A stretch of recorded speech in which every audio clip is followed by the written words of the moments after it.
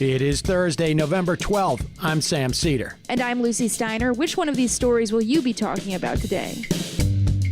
Some Republicans say that Donald Trump might accept that he actually lost the election sometime in December. What's clear so far is that Trump's legal challenges to the vote count are floundering. Meanwhile, more progressive Democrats in Congress are saying the party needs to confront Republicans rather than reach across the aisle as centrists suggest. Left-wing groups are circulating a list of names for Joe Biden's cabinet. The question is, will he listen? And lastly, Biden plans to immediately undo most of Trump's immigration policies. The best part is, he can do it all with a stroke of a pen, without waiting for congressional approval. You're listening to Majority.fm's AM Quickie, and these are the stories you need to know. Joe Biden's lead over Donald Trump in the popular vote grew to 5.1 million yesterday.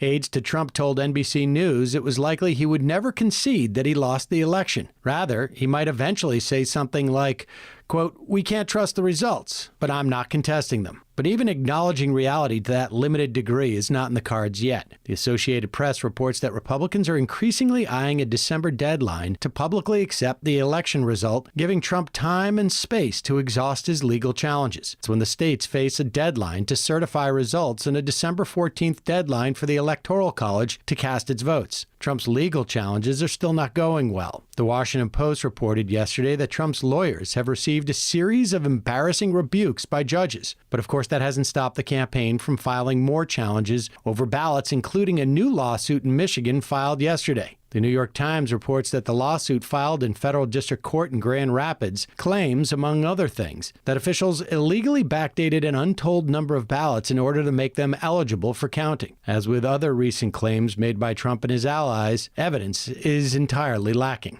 The Times also reports that Biden's campaign is considering legal action of its own to force the presidential transition to formally begin. But legal experts warn that such a move could easily backfire on Biden if he filed the lawsuit in federal court and lost. Meanwhile, CBS News reports that 4 former secretaries of Homeland Security, Tom Ridge, Michael Chertoff, Janet Napolitano, and Jay Johnson, published a statement calling on the transition to begin immediately, as in now. Separately, Alaska Republican Senator Dan Sullivan was projected to hold on to his seat, this according to the Washington Post. That means Republicans are ensured 50 seats in the Senate. 2 outstanding runoffs in Georgia will determine the majority. As Georgia prepares for those January runoffs, its Republican Secretary of State announced a hand audit of some 5 million votes in the presidential election. Biden leads in Georgia by more than 14,000 votes, so it would need to be one hell of an audit to give Donald Trump a win.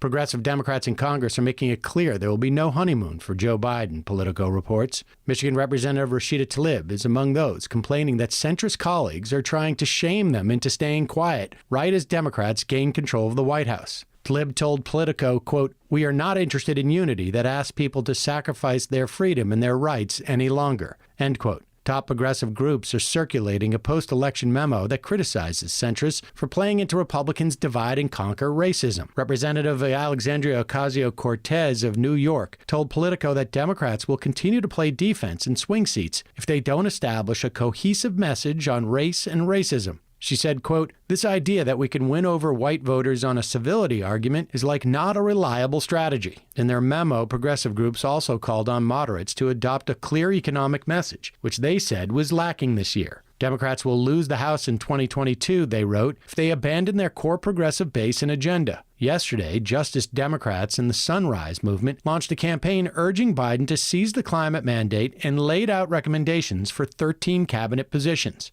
The recommendations include Representative Deb Haaland of New Mexico for Interior Secretary, Senator Elizabeth Warren for Treasury Secretary, Minnesota Attorney General Keith Ellison for Justice Department, Senator Bernie Sanders for Labor Secretary, and Tlaib for Housing and Urban Development. With progressives gaining force in the House, Biden would be smart to throw them a bone when he makes his cabinet nominations. The incoming Democratic administration is expected to quickly start dismantling Trump's immigration agenda, this according to CBS News. After Biden is sworn in January, his administration will move to fully restore the Obama-era DACA program. This program shields 640,000 undocumented immigrants from deportation who were brought to the U.S. as children. The incoming administration also intends to rescind Trump's travel and immigration restrictions on 13 predominantly Muslim countries. Biden will look to implement a 100-day freeze on deportations while his administration issues guidance narrowing who can be arrested by immigration agents. This according to CBS. Biden has pledged to end the Trump administration's policy of requiring non-Mexican migrants to wait in Mexico for the duration of their U.S. asylum cases. The incoming administration may also reinstate an Obama initiative that allowed some Central American children to reunite with their families in the U.S. And Biden's team is planning to begin the process of terminating the public charge rules. Trump implemented those rules to deny green cards and visas to applicants without a lot of money who might request benefits like food stamps. Biden has also promised to dramatically increase refugee admissions, raising the cap to 125,000 from the record low 15,000 spots set by Trump. A source familiar with the Biden team's plans told CBS, quote, all the stuff that was done administratively through the president's executive authority, and so a new executive can basically reject those and start from scratch. End quote. Finally, NBC News reports that activists hope Biden will halt construction or even rip down the new sections of Trump's border wall.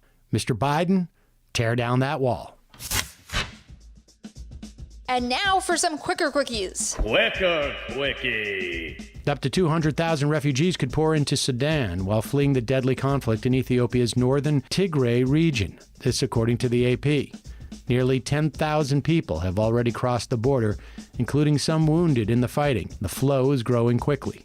The United Nations wants humanitarian access as soon as possible, noting that fuel and food are urgently needed.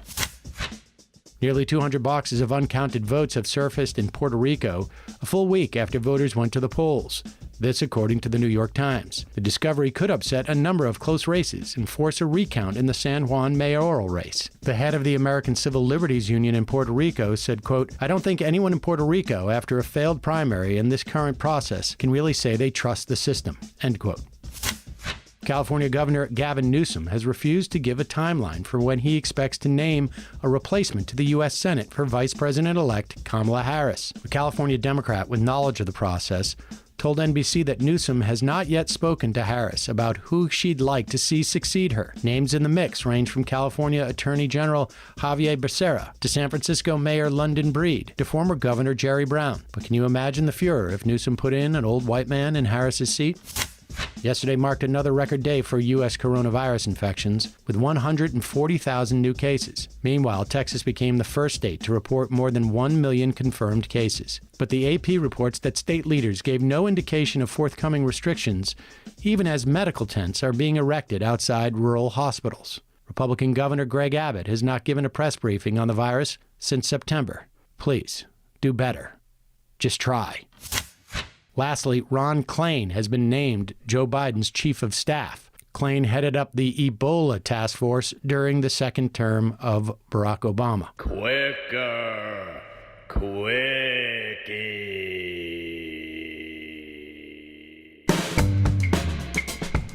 That's all for the AM Quickie. Join us this afternoon on the Majority Report live at noon and then later as a podcast.